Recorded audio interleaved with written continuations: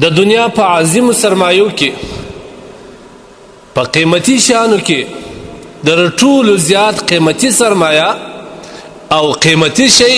د الله د لوري هدایت دی. څومره سرمایه سا څومره خزانه سا چې هغه دومره قیمت وي سړی یادولی نسی یا په دنیا کې قیمت لري نه. در ټولو خزانو قیمتي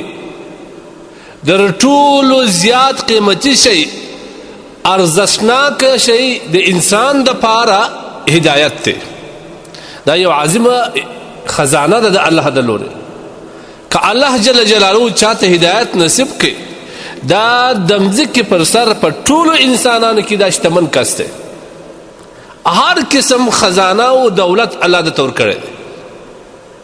تر ټولو ادنا درجه انسان چې الله جل جلاله دته نه مال ورکړي نه دولت ورکړي نه نسب لري نه رنگ لري هیڅ شی هم نه لري.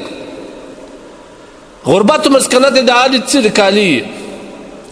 یو خیرنه خولې پر سر وي یو زړه جامه یو زړې چوټې په پښې په یو خیمه کې ووسي. دا در ټولو ادنا کس د انسانانو په شکل کې لیکن دغه ادنا کس ته که الله جل جلاله د هدایت د خزانو څخه یو ونډه درته ورکړي ولو که هغه معمولي وي دا کس د دنیا د مالدارانو او سرمایدارانو کسان څخه دی. دا در ټولو شتمن کس دی. دا کس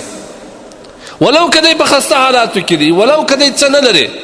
لیکن د هغه باوجود الله جل جلاله دته هر څه ورکړي دي. ځکه در ټول ارزښتناک دولت او خزانه او سرمایه چې کوم د هدایت ته هغه الله دته ورکړي. دا پیسې دا دولت دا مارکیټونه دا جایداد دا رنګارنګ موټرې دا رنګارنګ سلطنتونه دا ختمیږي. دغه سرمایه چې کوم ده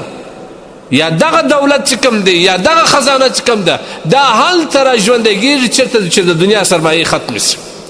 بیا هلته دی تا ته په ښه درځي. او که یو کس وي هغه مالداره وي سرمایې لري قسمه قسم نعمتونه الله درته ورکړي یو ښه مارکیټونه لري په هر ملک کې جایدادونه لري خلک په پسې په یو غټو چوکیو منصبو باندې وي لیکن الله جل جلاله دته د هدایت د حصو څخه یو حساب نه ورکړي. دا در ټولو مفلس کس دا در ټولو هغه خسته کس چې دی د دنیا په انسانانو کې دغه کس دی.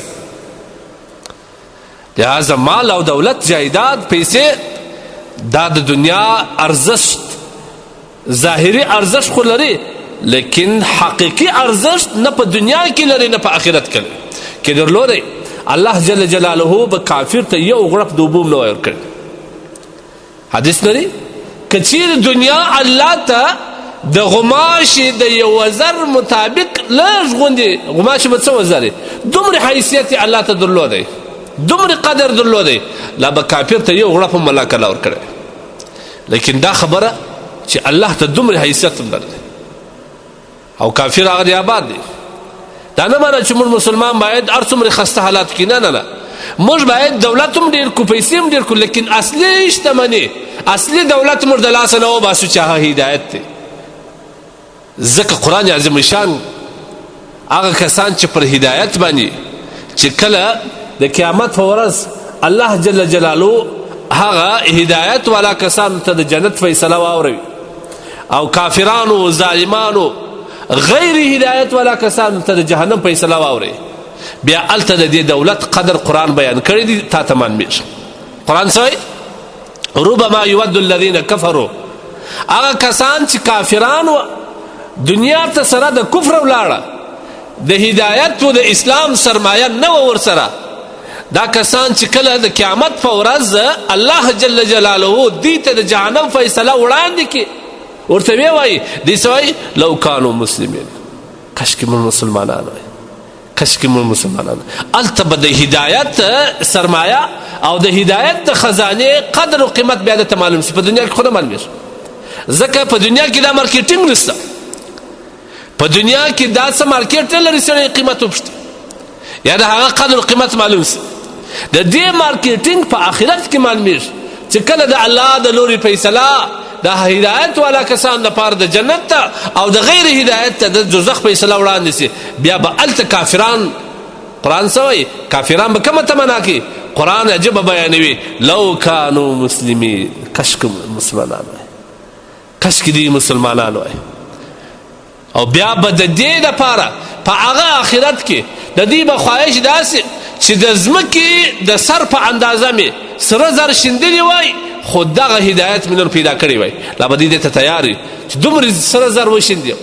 دومره سره زر او سرمایه وشیندي د ځمکې د سر په اندازه او دغه شیندل په دې عنوان باندې چې دوی هدایت لاسته راوړي الله وایي داسې کولی قرآن ان الذین کفروا وماتوا وهم کفار کله چې هغه کسان په دنیا کې کفر کړي او په دغه کفر کې مړه سوه الله وایي زه به یې نه کم قبول الله یې نه قبلوي د دې څخه که چیرې یو په دې کې دا تمنا ولري چې د ټولې مځکې په اندازه ملء الارض راغلی دی د ټولې مځکې په اندازه سره زر دی وشیندي او د دې په عوض کې د الله څخه هدایت وغواړي الله پاک جل جلاله یې زه نه قبلوم دلته بیا د هدایت سرمایه معلومیږي چې هغه دنیا د پیسو دپاره هغه د معمولي سره زرو دپاره هغه د معمولي جایداد دپاره تا هدایت پرېښو هغه آخرت کې به د هغه سرمایه خو پرېږده د مځکې د سر د سرو زرو سرمایه په اندازه باندې د سرو زرو په اندازه باندې به دا خیراتولو ته تیار یې لیکن هدایت پرې نه پیدا کېږي نو معلومه خبره شوه چې د دنیا څومره قیمتي سرمایې دي که سره زر دي که سپین زر دي که جواهرات دي که کانونه دي که بل دي که بل دي که بل دي د دې ټولو قیمتي سرمایه هدایت دي دا اوس په دنیا کې ډېره اسانه ده دا سودا موږ ډېره اسانه کولی دا ډېر اسانه لاسته راوړل کېږي لیکن په آخرت کې بیا موږ نشو کولی په آخرت کې دا شی بیا موږ لاسته نشو راوړلی کوشش باید دا وکړو چې کوم شی الله زموږ څخه دنیا کې غواړي هغه ته موږ شا نه وګرځو دا نه چې دنیا پرېږده کسب حلال پرېږده پیسې مه ګټه یا بلکې د دې ټولو سره سره هغه شی چې د دې ټولو باچا دی او ارزښتناکه دی هغه شی د لاسه مه ورکړو چې هدایت دی هدایت ډېر قیمتي شی دی الله دې موږ ته نصیب کړي ډېر قیمتي شی دی